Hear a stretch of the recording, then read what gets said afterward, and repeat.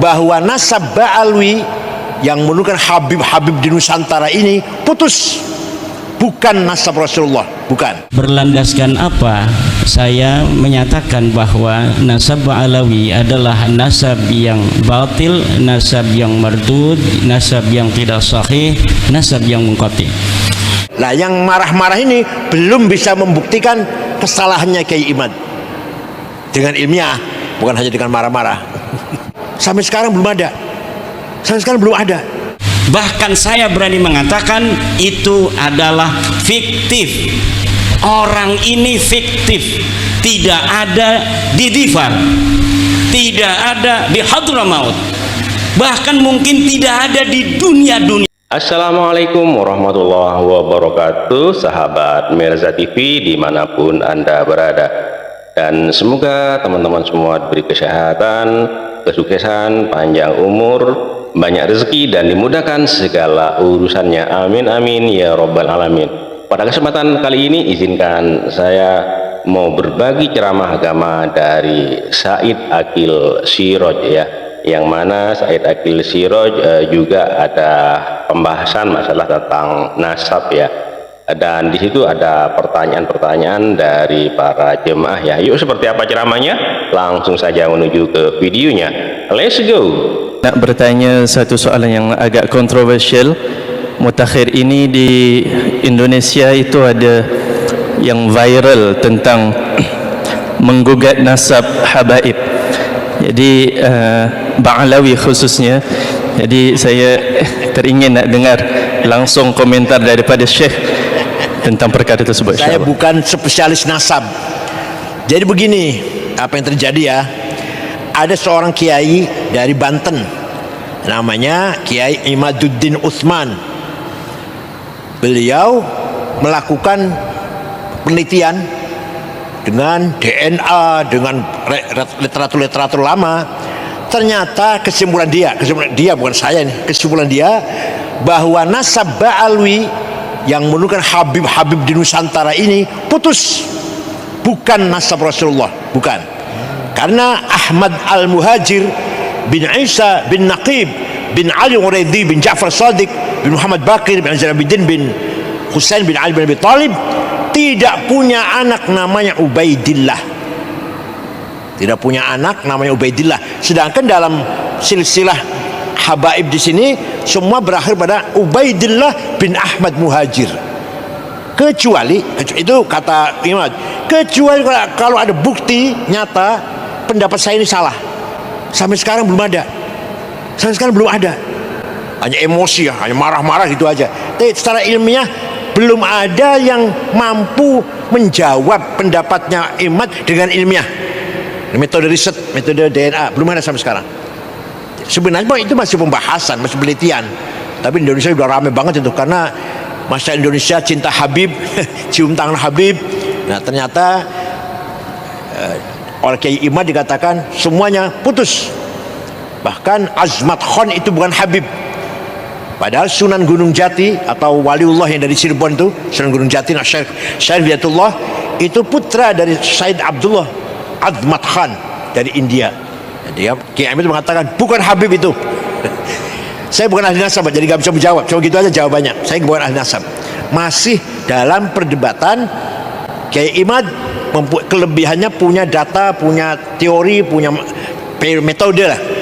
Nah, yang marah-marah ini belum bisa membuktikan kesalahannya Kiai Imad dengan ilmiah, bukan hanya dengan marah-marah. Saya akan berbicara tentang nasab Ba'alawi yang saya telah simpulkan sebagai nasab yang mardudun, batilun, ghairu sahihin, munqati'un. Nasab yang batal, nasab yang tidak sahih, nasab yang munqati'. Berlandaskan apa saya menyatakan bahwa nasab Ba'alawi adalah nasab yang batil, nasab yang mardud, nasab yang tidak sahih, nasab yang munqati'. Paling tidak tadi saya telah coret-coret ada 15 poin yang akan saya sampaikan terkait dengan batalnya nasab Ba'alawi pada kesempatan yang berbahagia ini. Pertama, nasab Ba'alawi terputus karena Ubaidillah tidak terbukti sebagai anak Ahmad berdasar kitab-kitab yang sezaman.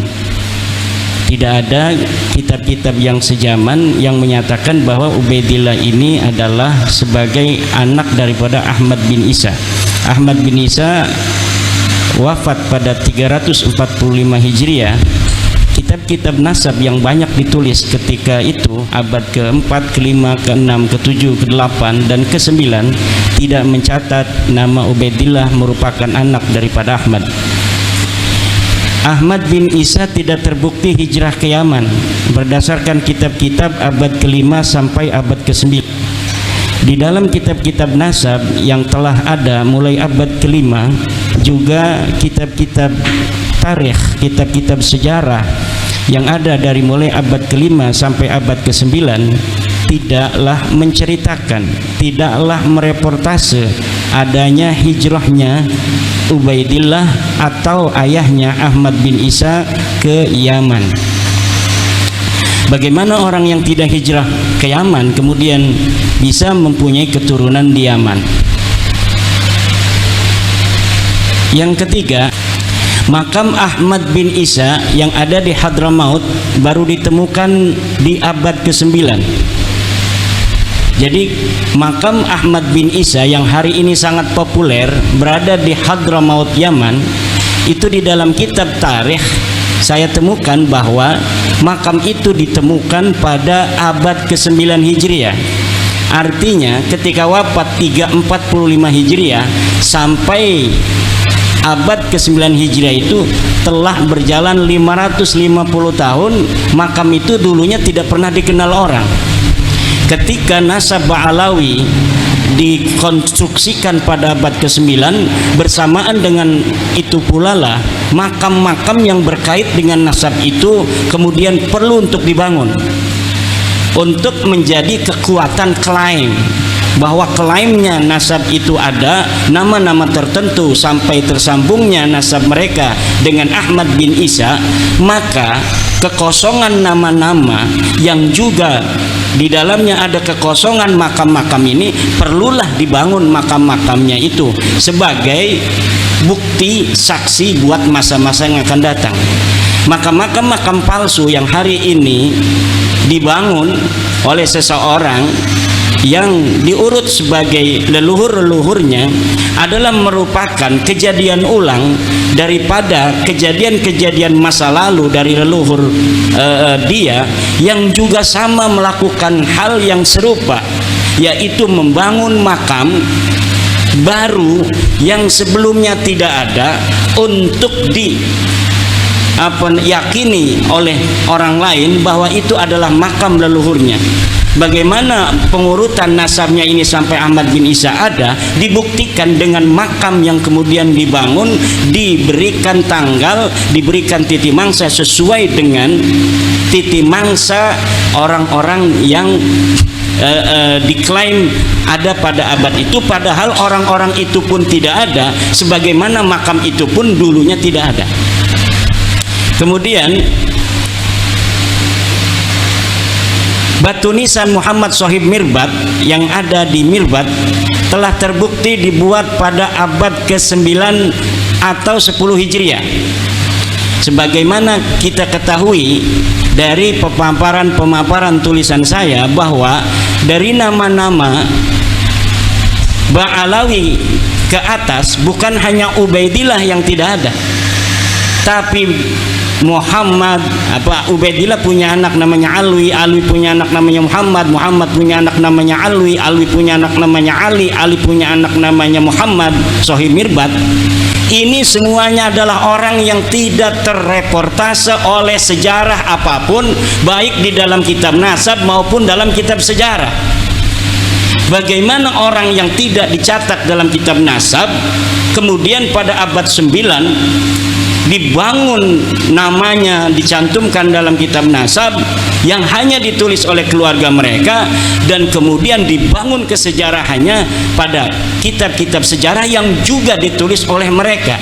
Ada kitab-kitab yang hari ini cetakannya ada, ditulis oleh orang lain, tapi apabila diteliti, lihat pentahkiknya, itu pentahkiknya adalah kalangan mereka. Dan saya meyakini setiap kitab sejarah yang ditahkik oleh kalangan Ba'alawi, maka pentahkikannya itu tidak jujur, dan di dalamnya pasti ada interpolasi nama-nama sesuai dengan nama-nama leluhur yang mereka catat. Kenapa? Karena nama leluhur mereka tidak tercatat dalam kitab sejarah, maka mereka merasa perlu untuk mencari manuskrip-manuskrip kuno, kemudian manuskrip kuno ini ditahkik olehnya, kemudian disisipi nama-nama dari keluarga mereka, dan ini dapat dipertanggungjawabkan karena saya telah meneliti beberapa pentahkikan dari kalangan mereka tentang kitab-kitab tarikh Hadramaut, tarikh San'a dan yang mengitarinya. Di dalamnya ada interpolasi, yaitu penyisipan tokoh yang tidak ada dalam manuskrip aslinya, kemudian disisipkan seakan tokoh-tokoh ini adalah merupakan tokoh yang historis. Kemudian Muhammad bin Ali diberi gelar Shahib Mirbat pada abad 9, tidak terbukti sebagai bergelar Shahib Mirbat. Menurut Ibnul Athir abad ke-7, yang bergelar Shahib Mirbat adalah Muhammad Al-Manjawi, raja di Mirbat. Ada seorang raja yang dicatat oleh Ibnul Athir, sejarawan masa itu, yang bernama Muhammad Al-Manjawi. Muhammad Al-Manjawi ini diberi gelar oleh Ibnu Khaldun, oleh Ibnul Athir sebagai Shahib Mirbat. Itu pada abad ke-7. Kemudian Ali As-Sakran pada abad ke-9 menulis sejarah leluhurnya, kalangan Ba'alawi ini, menyematkan nama untuk salah satu nama yang dibarukan itu, yaitu Muhammad bin Ali, disebagaikan atau dialiaskan sebagai Muhammad Shahib Mirbat.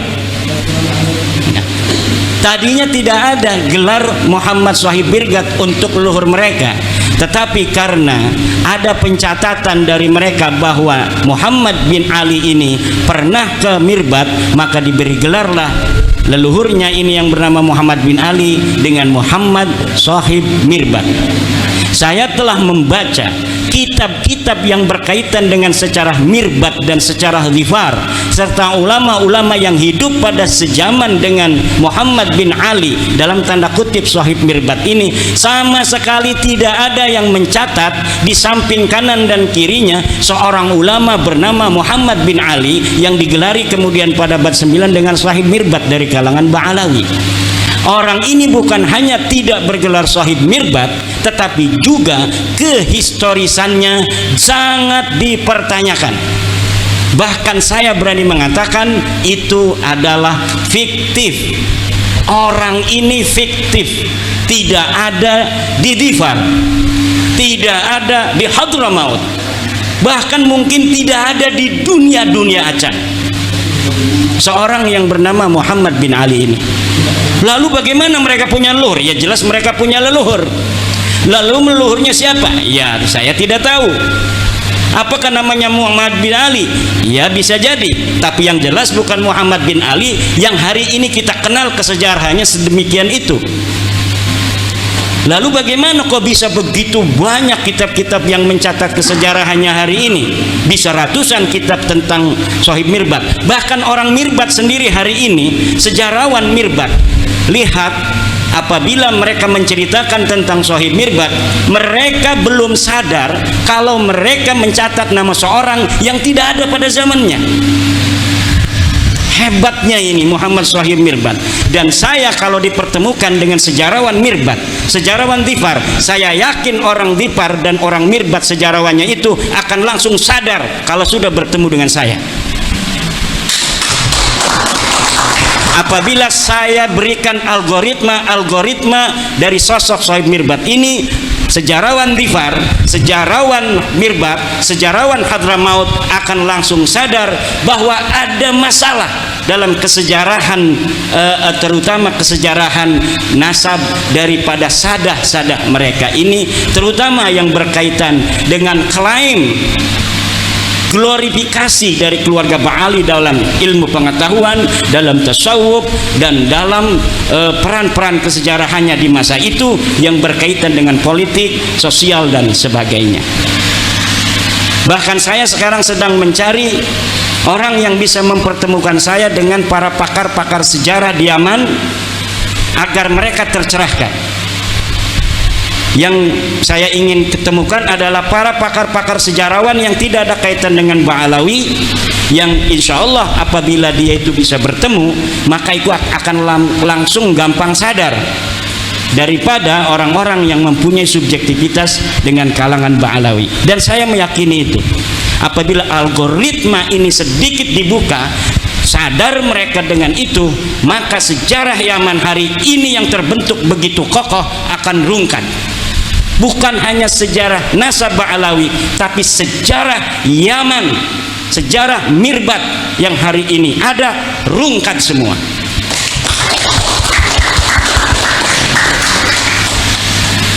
Kemudian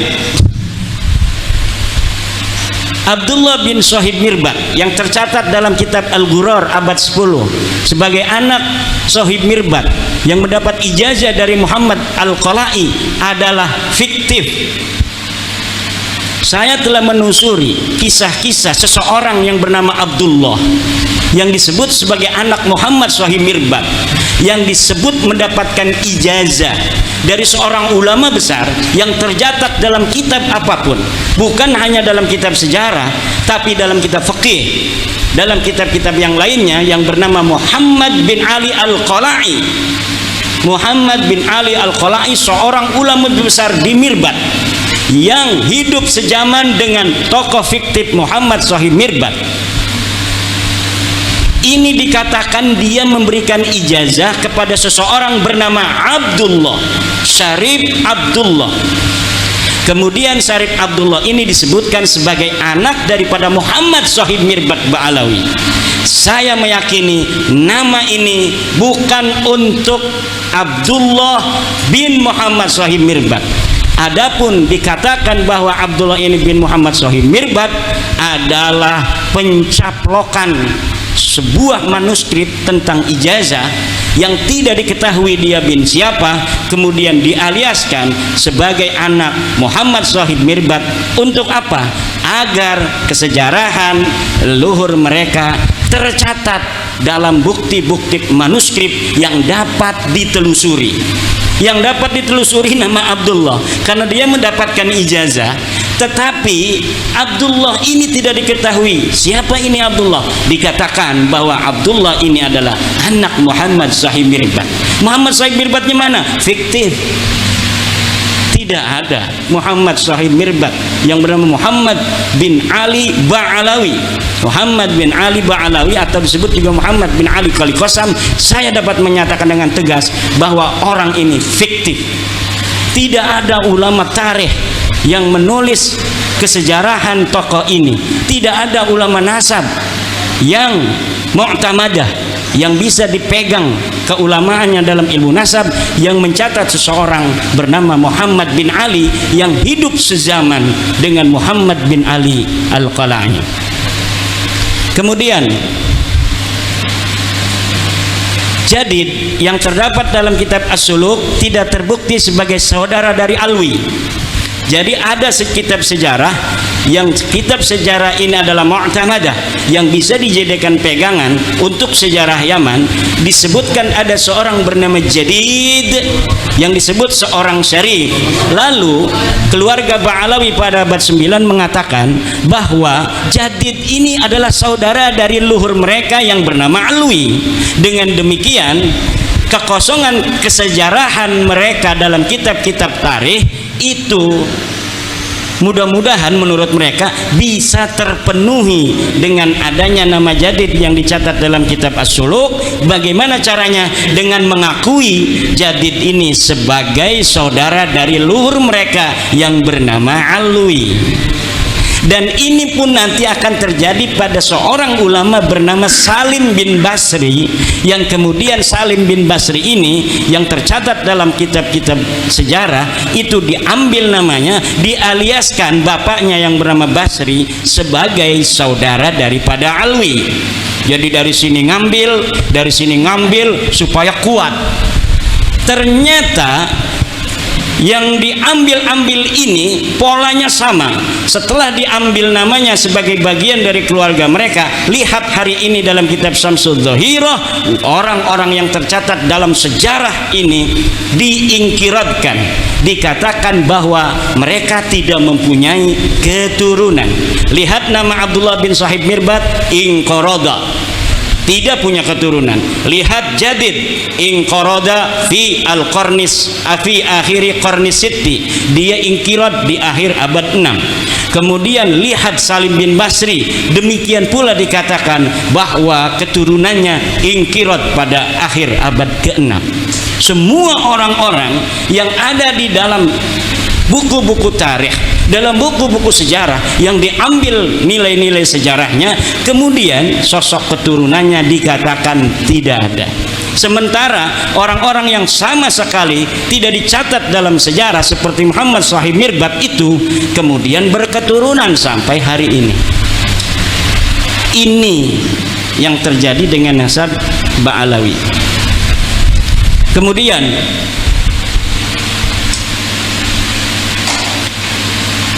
kitab Tarikh Sambal, ada sebuah kitab namanya kitab Tarikh Sambal pada abad ke-10. Ini mencatat nama Faqih Muqaddam. Menurut peneliti sejarah dan geografi Hadramaut yang bernama Profesor Hussein Saleh bin Isa bin Umar bin Salman, kitab itu menurut beliau adalah kitab jiplakan dari kitab Ibnu Hisan.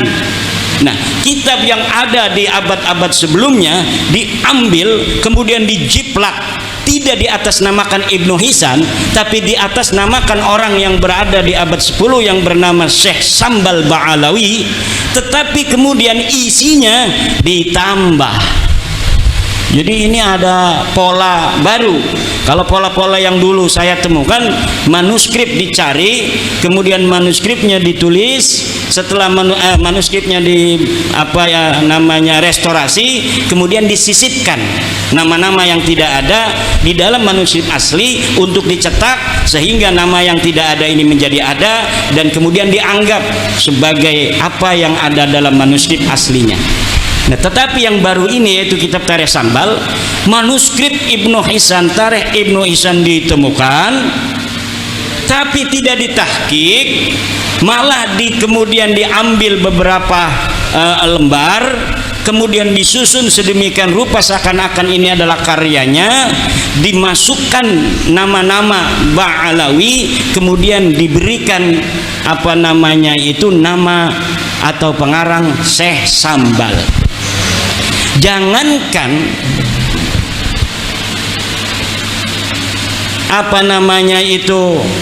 kitab ini ada pada masanya, tokoh Syekh Sambalnya aja ada yang meragukan dia betul-betul pernah ada.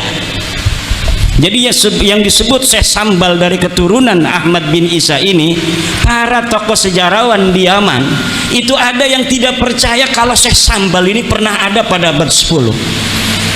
Lalu dari mana pentahqiq Abdullah Muhammad Al-Habsi bisa menyatakan itu? Wallahu a'lam bishawab. Yang bertanggung jawab adalah Abdullah Muhammad Al-Habsi. Dia menyatakan dia menemukan manuskrip atas nama Syekh Sambal.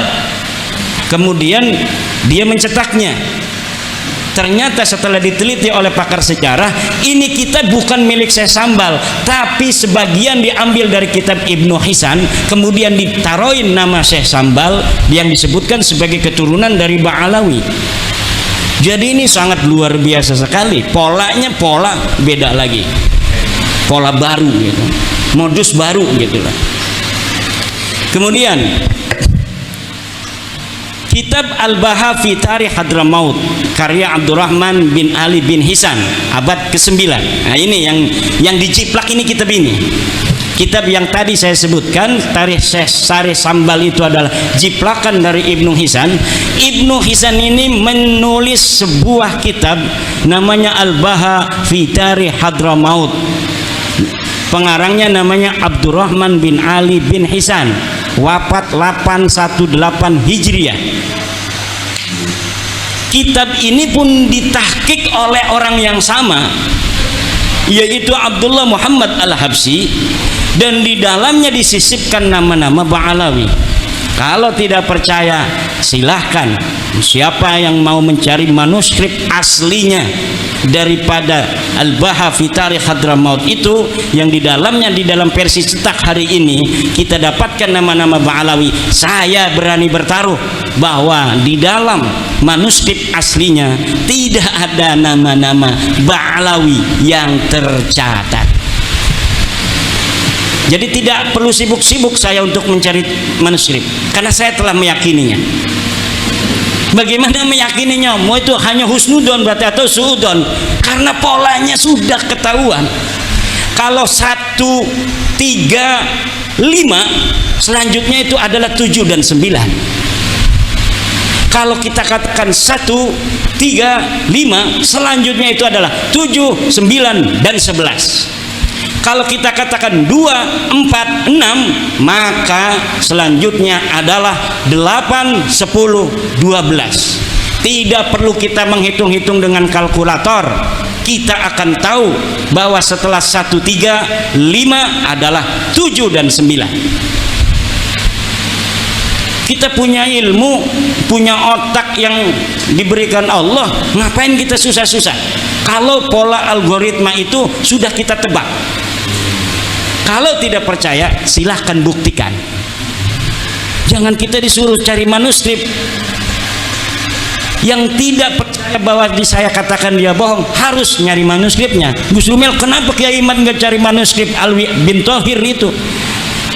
Saya punya kitabnya Al-Majdi, bahwa di dalam Al-Majdi itu bukan bin Al-Hasan tapi Minal Hasan.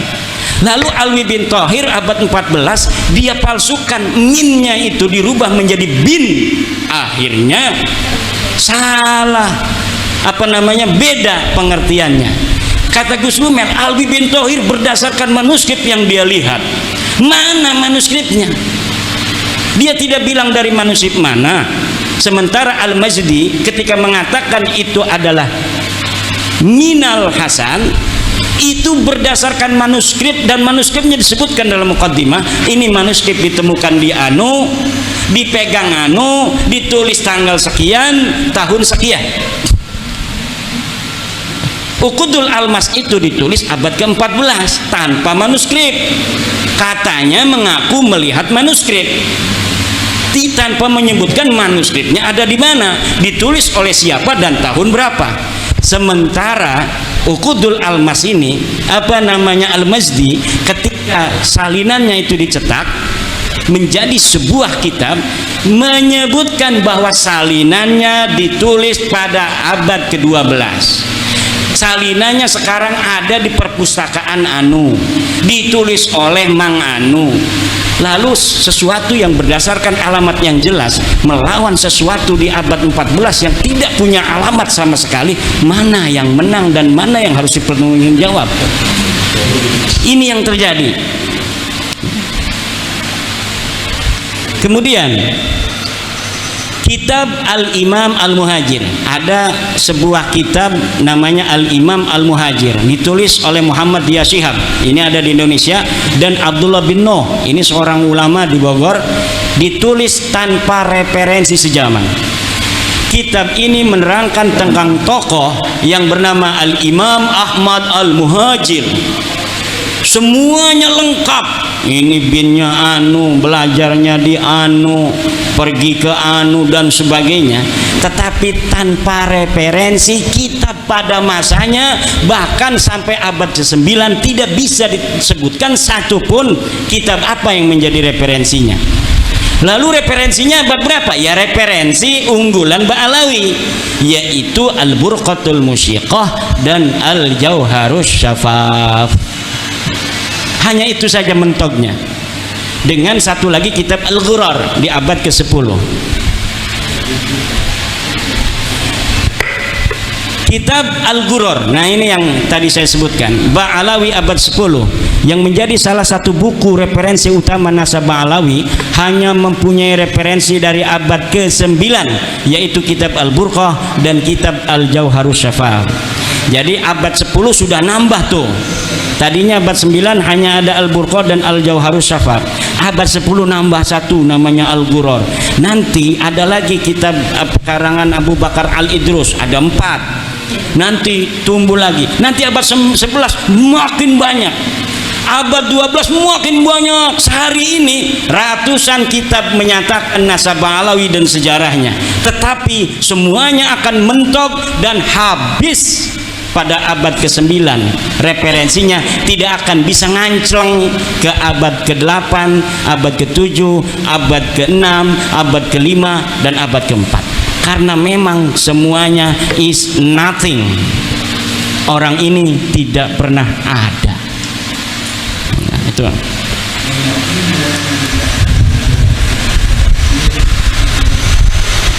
Nah, mungkin itu saja poin-poin karena waktunya sudah lebih dari. Jadi itulah ya teman-teman ceramah agama dari Kiai Haji Said Aqil Siraj ya, yang mana di tengah-tengah ceramah Kiai Haji Aqil Siraj ada seorang penanya dari Malaysia yang mengatakan tentang masalah nasab Alawi yang sedang lagi jadi perbincangan di Indonesia ini ya teman-teman. Jadi masalah nasab Alawi ini kan sekarang memang sedang menjadi perbincangan publik ya, antara grupnya Kiai Imaduddin Usman Al-Bantani dan golongannya Robitoh Alawiyah ya. Jadi seorang yang bertanya itu kepada Said Aqil Siraj tentang masalah nasab Alawi, karena sudah putus itu ditanyakan kepada Kiai Haji Aqil Siraj, dan jawabannya Kiai Haji Aqil Siraj itu sama seperti jawabannya Kiai Haji Imaduddin, karena mengutip dari kata-kata atau dari ceramah-ceramah Kiai Haji Imaduddin Usman. Jadi di sini Kiai Haji Aqil Siraj mengatakan bahwasanya para habib yang ada di Indonesia, yang ada di Yaman itu juga terputus, bukan cucu Rasulullah SAW atau tidak tersambung kepada Rasulullah. Kata si Aqil Siraj ini saya bukan ahli nasab ya katanya ya, ini perkataan atau ceramah dari Kiai Haji Imaduddin Usman Al-Bantani.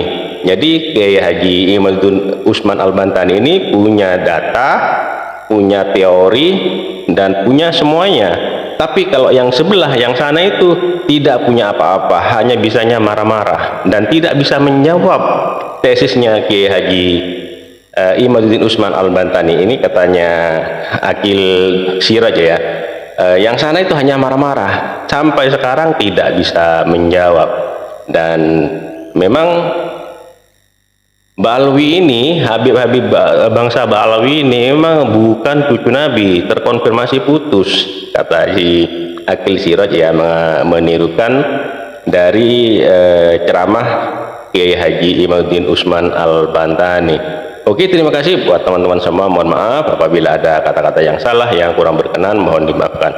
Dan buat teman-teman, apabila teman-teman mempunyai kritik dan saran, teman-teman silahkan tulis di kolom komentar. Jangan ragu-ragu, jangan bimbang ya teman-teman ya, karena kritikan teman-teman semua, saran teman-teman semua sangat berharga buat kita semua. Oke, terima kasih, sampai jumpa di video selanjutnya. Wassalamualaikum warahmatullahi wabarakatuh. Sukses selalu buat kita semua.